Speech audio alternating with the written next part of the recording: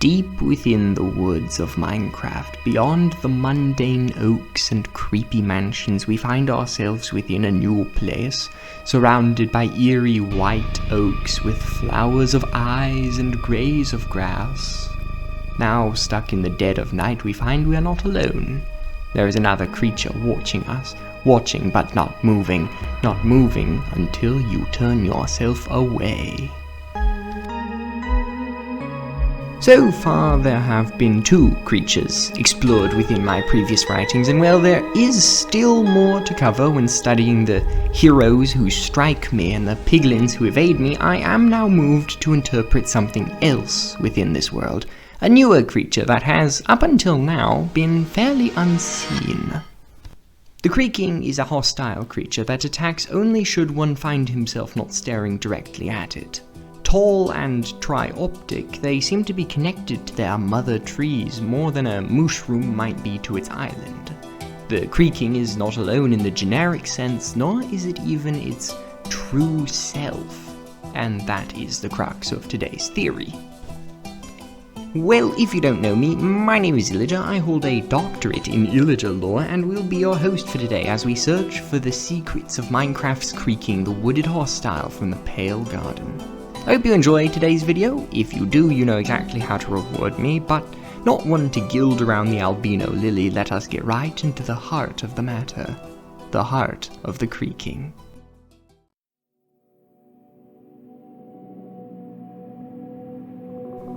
The Creaking spawns at night and attacks those who find themselves around it.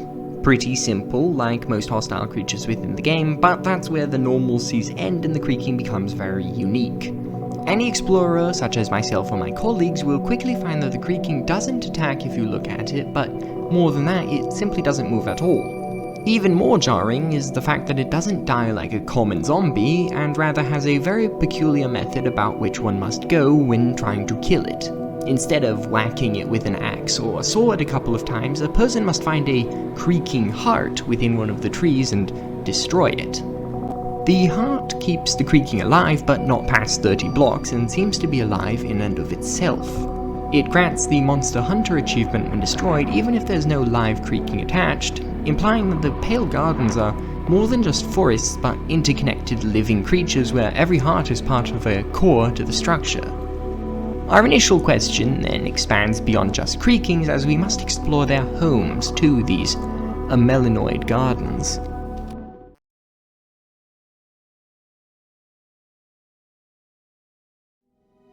It might be easy to look at the Creaking and call it unnatural, but I don't think that is quite right. The Creaking may be unnatural in the eyes of anyone who's looking at it from the real world's lens, but looking at it through the fantastical view of the Minecraft universe's workings, it becomes clear that it may very well be natural. There isn't even anything particularly unnatural about them.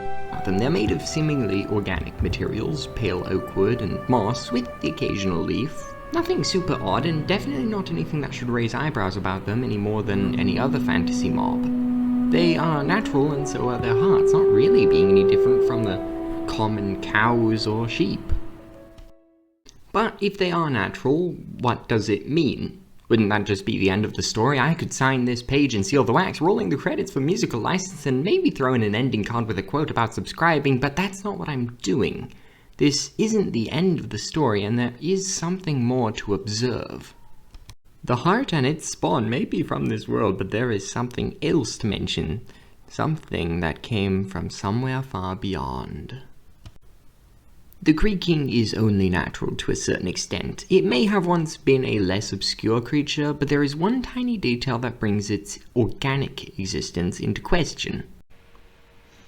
Dark oak wood is the wood found in dark forests. It's the darkest wood in Minecraft, but more interesting than that is the fact that the Pale Garden biomes in which the Creakings live are only ever adjacent to the forests in which this wood is found. The Pale Gardens are never independent of their darker counterparts, and that's what I find so weird. Why is the darkest wood in the game found so close to the lightest, with the trees of both forests looking identical in structure and shape? There is an answer. These two antithetical biomes being so intertwined with one another may be weird, but it's not actually the first time that this has happened in the game, and there are 2 other places in the universe where such contrary environments can be found. one taking us up to the treacherous Howling Peaks and another down to the burning flames of the Nether. The warp forests of Minecraft were strange when they were first added 5 years ago and are still strange even today. They have a curious blue hue and inverted roots that twist up against gravity, but perhaps weirdest is the fact that hostile creatures simply don't spawn, setting it apart as a sort of haven in the inferno that the Nether often is, and especially differentiating it from the Crimson Forests, which are similar in geomorphological structure as well as physiognomy, but exist otherwise only as a hostile sister forest to these sanctuaries. Why do these warped forests exist, and why are they so very unakin to the rest of the Nether? Well, there is a reason, I find, and it becomes all the more obvious when we look at the next place, the Ethereal Mountains.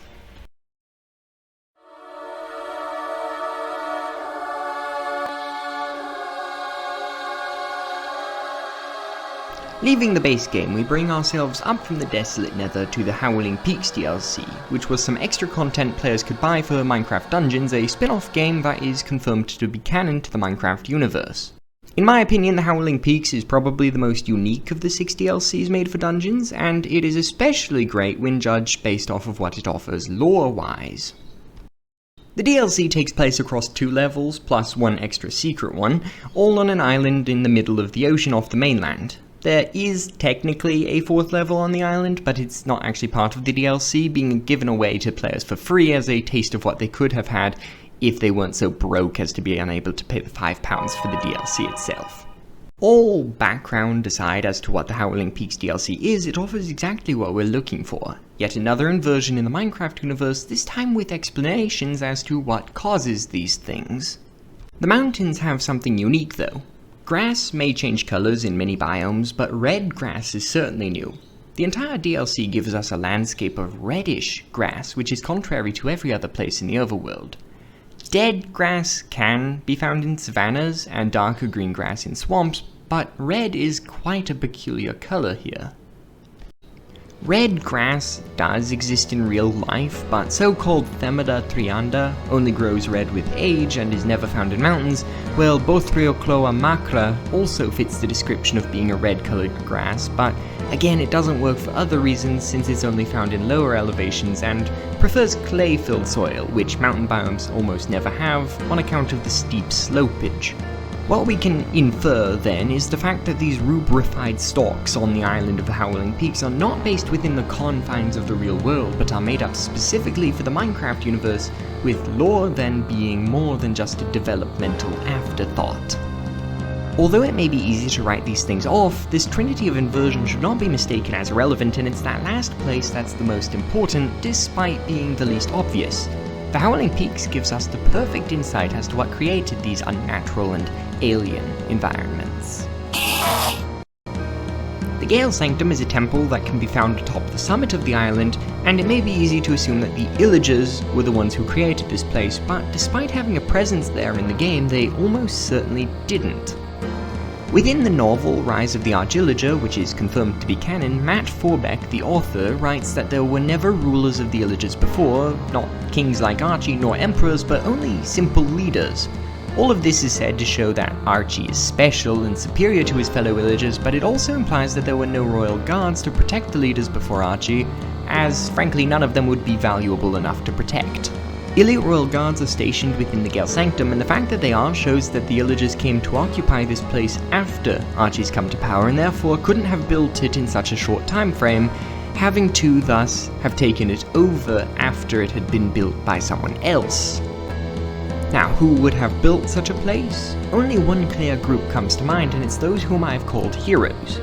These heroes, the ancient builders, would be the only fitting creators of a structure of this magnitude. These were the people who made the temples in the deserts and jungles and crafted the nether fortresses, so I don't think it would be too much to assume that they made these places too. But even if the heroes built these places, it wouldn't exactly explain the inversions we've noticed. There was something else even bigger than the heroes, a group that helped them, one that came from far beyond. The Enderlings only make sense here. The Sanctum is what it is named as, no doubt. It's a sanctum, it's a place of worship, one where the heroes would ally themselves with and revere the Enderlings.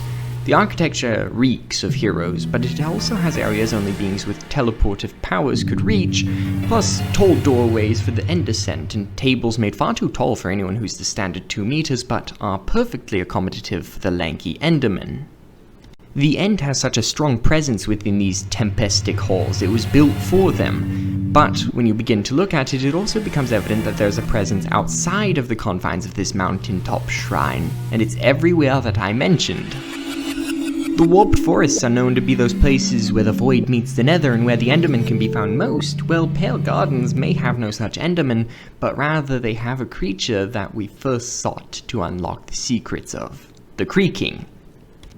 We know that through spectator mode, the Enderlings see in inverted colors, and the fact that these places are all flipped gives us everything I think we need. The End is warping, changing, and perverting these other worlds to make them habitable residences, places akin to the End.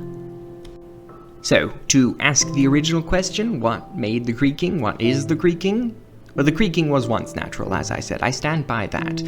But it has been corrupted by the void and made into something only vaguely similar to what I imagine its original form was.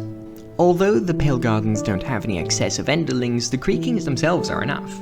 It's no coincidence that the Creaking is, in and of itself, an inversion of the Enderman, being unable to move when seen in opposite fashion to the Enderman's love of unsight, having many eyes like dungeon swashlings and finding themselves crooked and lanky in just the right ways to be as any common snareling. The End is invasive, and through its beginnings in the Gale Sanctum to the Nether's warped thickets and Pale Gardens, that has become all too self-evident.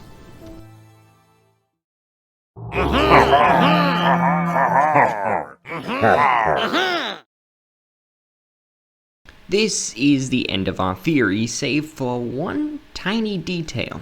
The Illagers, my very own respectable species, have one quirky phobia that needs to be addressed.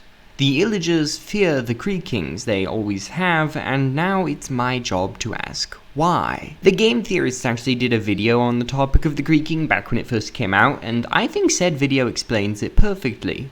Tom, one of the game theorists' new hosts, explains that the Creaking may be similar to Nymphae from Greek mythology, and that they are particularly akin to a specific sort of Nymphae, Hamadryades. And yes, I will be pluralizing them according to ancient Greek rules, and no, there's nothing you can do to stop me. I will be pretentious. The theory states that the Creaking is just like a Hamadryas, where the Hamadryads would protect the trees to which they were connected because these trees held their life essence. It sounds an awful lot like the Creaking, I'd say, with the Creaking heart acting as the life giver and the Creaking being its spawn for protection in some symbiotic fashion. But what did the Illagers do to then gain enmity with these Hamadryastic Creakings? Well, it all goes down to resin. The woodland mansions have a lot of resin. A lot. And while I might not agree with Tom's idea that the totems of undying are crafted with resin, the colours absolutely do not match up, I can definitely see where the Illagers would seem to enjoy harvesting from these voidic gardens, likely at the expense of the hearts and the Creakings. Whatever happened with the Illagers, the main meat of the theory still stands. The Pale Gardens are perverted versions of their sister forests, as are the warped forests to Crimson and the mountains to, well, normal places. The End is infectious and invasive, and it's something to be feared, as the Enderlings slowly try to change the overworld and Nether alike to make them more habitable for themselves. I hope you enjoyed this video. I had a great time making it, and only hope that my blasted verbosity didn't make it too long. It's already 10 pages in Google Docs. Still, if you made it this far, you have my gratitude for viewing all the way through. Also, thanks to everyone who has been following me. Your comments, likes, and all the rest help me out a ton, but with nothing else to say, I implore you to make up your own theories to play with. My word isn't canon, and I enjoy hearing your ideas, so keep on thinking, keep on rationalizing, and most of all, keep on loring. I'll see you next time. Bye.